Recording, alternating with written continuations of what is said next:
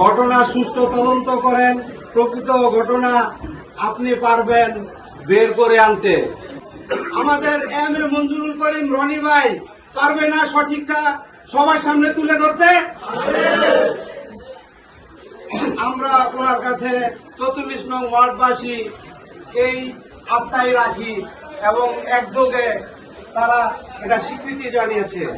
আজকে সারা গোপালপুর সহ 44 নং ওয়ার্ডের একটাই দাবি, তাদের মিথ্যা মামলা প্রত্যাহার ও পুনরায় কামাল হোসেন বুলু ভাইয়ের পদ পুনর্বহাল।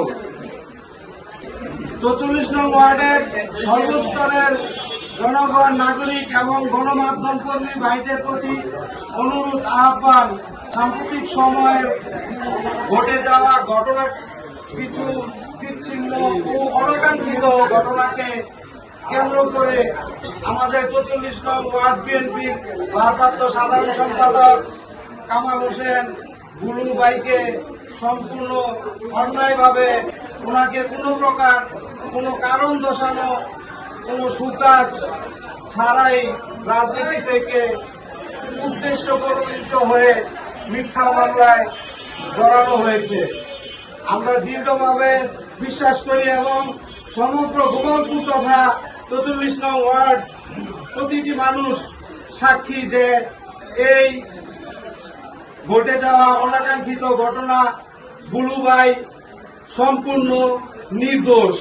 শ্রমিক দলের সাধারণ সম্পাদক কাজী দাউদ ভাই সহ অন্যান্যদের মিথ্যা মামলা, যেরকম নাজমুল হোসেন মন্ডল ভাই, আমাদের খালেক মিয়া, আলমগীর পাঠান, ওনাদেরকে সহ এই মিথ্যা মামলায় জড়িয়ে এক প্রকার মিডিয়ায় অপপ্রচার ও মিডিয়া ট্রায়ালের মাধ্যমে সামাজিকভাবে হেয় প্রতিপন্ন করার যে হীন চেষ্টা চলছে, আমরা 44 নং ওয়ার্ডবাসীর পক্ষ থেকে তার তীব্র নিন্দা জানাই ও ক্ষোভ প্রকাশ করছি।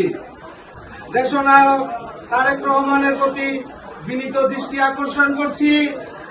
নেতা যারা দলের দীর্ঘ ও কঠিনতম সময়ে রাজপথের বুক চেপিয়ে লড়াই করেছে, চরম প্রতিকূলতা ও আদর্শচ্যুত হয়নি, তাদের সঠিক মূল্যায়ন ও সুরক্ষা এবং সময়ের দাবি।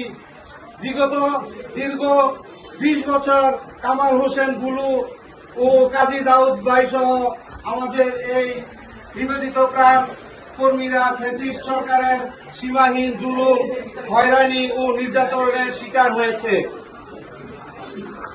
মাননীয় প্রধানমন্ত্রী তারেক রহমানের কাছে বিনীতভাবে অনুরোধ করব, আপনি এই বিষয়টা অবশ্যই দেখবেন।